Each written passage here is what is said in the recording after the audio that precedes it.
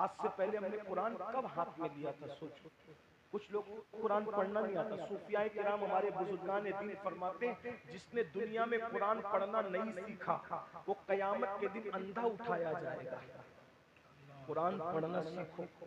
بوڑھے ہو گئے ہو تو بھی قرآن پڑھنا سیکھو. اپنے بچوں کو قرآن پڑھنا سے بہت لوگوں کو قرآن نہیں آتا. بھائی قرآن تو اپنی جگہ, ہمیں تو کلمہ پڑھنا بھی نہیں آتا بھائی. ہم نے کلمہ بھی نہیں سیکھا, ہم کیسے مسلمان؟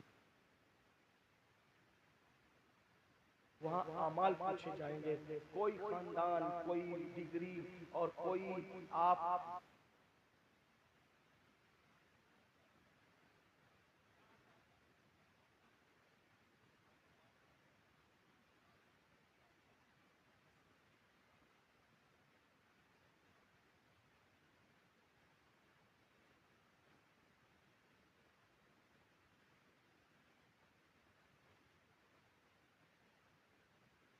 حضرت عیسیٰ علیہ السلام کو مردہ زندہ کرنے کا معجزہ عطا کیا. اللہ تعالیٰ نے حضرت عیسیٰ علیہ السلام کو مردہ زندہ کرنے کا معجزہ عطا کیا. تو عیسیٰ علیہ السلام ایک قبر پر گئے اور جا کے مردہ زندہ کیا. تو مردہ زندہ ہوا. جب آپ نے کہا کم بے زندہ, تو مردہ زندہ ہوا. وہ کھڑے ہو کے باہر نکلا. اس نے کہا کیا قیامت آ گئی؟ حضرت عیسیٰ علیہ السلام نے کہا نہیں بھائی, قیامت نہیں آئی. اللہ نے مردہ زندہ کرنے کا معجزہ دیا, میں عیسیٰ ہوں تو میں نے تجھے زندہ کر لیا. تو بتا کیا حال ہے.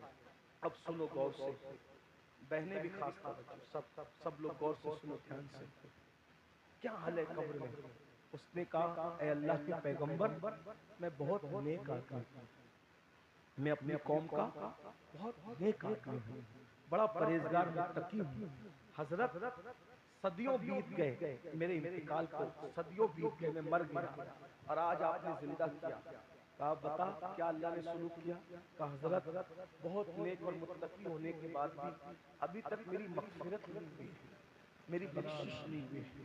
بھائیو یہ مغفرت آسان نہیں. ہم لوگوں نے کھیل سمجھا ہے مغفرت کو. قرآن میں اللہ نے محبوب سے, اگر میں غلطی کروں تو میرے علماء میری اصلاح کریں گے, میں اس کو قبول کروں گا. میں قرآن پیش کروں گا. قرآن میں اللہ نے محبوب سے کہا وَقُلْ رَبِّ اغْفِرْ وَارْحَمْ وَأَنْتَ خَيْرُ الرَّاحِمِينَ. اے میرے محبوب آپ مجھ سے یوں عرض کریں کہ اللہ میری مغفرت. شافعی یوم النشور سے اللہ فرما رہا ہے, کیونکہ جہاں جہاں قرآن میں قل ہے, قرآن میں جہاں جہاں قل ہے, سارے مفسرین کا اس پر اتفاق ہے کہ اس قل سے مراد صرف حضور مخاطب ہے اور کوئی نہیں. قل میں حضور صرف مخاطب. وَقُلْ رَبِّ اغْفِرْ, اے محبوب یوں کہیے اے میرے رب, رب اغفر میری مغفرت فرما.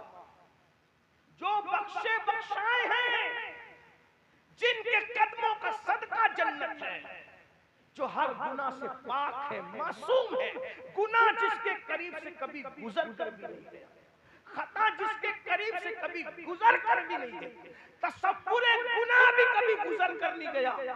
تعلیم امت کے لیے اس رسول سے کہا جا رہا ہے آپ کہے کہ اللہ میری مغفرت فرما, اور تو بے شک رحم فرمانے والا اور مغفرت فرمانے والا, اور تو بہت رحم کرنے والا. آپ سے پوچھتا ہوں کیا ہم مغفرت بھی مانگتے ہیں اللہ سے؟ پہلی بات تو اللہ سے کچھ مانگتے ہی نہیں, ٹائم ہی نہیں اللہ سے مانگتے.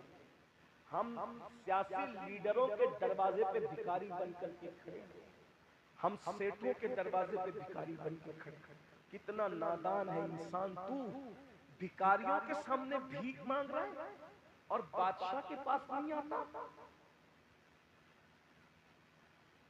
جب تک مسلمان خدا کی چوکھٹ سے وابستہ تھے ان کو کسی کے آگے مانگنے کی ضرورت پیش نہیں. میں تو آپ سے کہتا ہوں اللہ کے بندو, اگر بیٹی کو رشتہ نہیں آتا, روزی نہیں ہے, پریشانی ہے, آؤ جب وضو کرو اچھے سے اور 2 رکعت نماز پڑھو. کب پڑھو؟ جب سب سو جائے. اللہ تو جاگ رہا ہے میں جاگ رہا ہوں، کیا بات، تو سونے سے پاک ہے مجھے نیند آتی ہے، لیکن آج میں اس لیے نہیں سویا کہ میرا اللہ جاگ رہا ہے، بادشاہوں کا بادشاہ، شہنشاہوں کا شہنشاہ، داتاؤں کا داتا، رب الارباب، جس نے انبیاء کی جھولی بھری، جس نے اولیاء کی جھولی بھری، جس نے صحابہ کی جھولی بھری، ارے میرا اللہ وہ ہے جو زمین کو پھاڑ کر کے اس ننھے سے دانے سے پودا پیدا کرتا ہے، جو دن کو سمیٹ کر رات لاتا ہے، رات کو سمیٹ کے دن لاتا ہے۔ اپنے اللہ کی قدر کرو، تم نے خدا کی قدر نہیں کی، وما قدر اللہ حق قدری، اللہ کی قدر نہیں کرتے، ارے سب کے آگے بھکاری بننے والوں، بیٹی کو رشتہ نہیں، پریشان ہو، کروٹیں بدل رہے ہو، روزی نہیں، روٹی نہیں، اولاد نہیں، کیا مصیبت ہے؟ 2 رکعت نماز پڑھو اچھا وضو کر کے، اور پورے یقین سے خدا کی بارگاہ میں گڑ گڑاؤ، مراد نہ پوری ہو تو پھر کہنا، بس ایک ہی کام کرنا، اپنے نبی کو وسیلہ بنا لینا، پنجتن پاک کو وسیلہ بنا لینا، حضور کے والدین کو وسیلہ بنا لینا، خلفائے راشدین کو وسیلہ بنا لینا، غوث و خواجہ کو وسیلہ بنا لینا، اللہ کے نیک بندوں کو وسیلہ بنا کے مانگو، نہ ملے تو پھر کہنا۔ کچھ لوگ کہتے ہیں نہیں حضرت ہم گنہگار ہیں، یہی تو مایوسی ہے۔ اقبال نے کہا تھا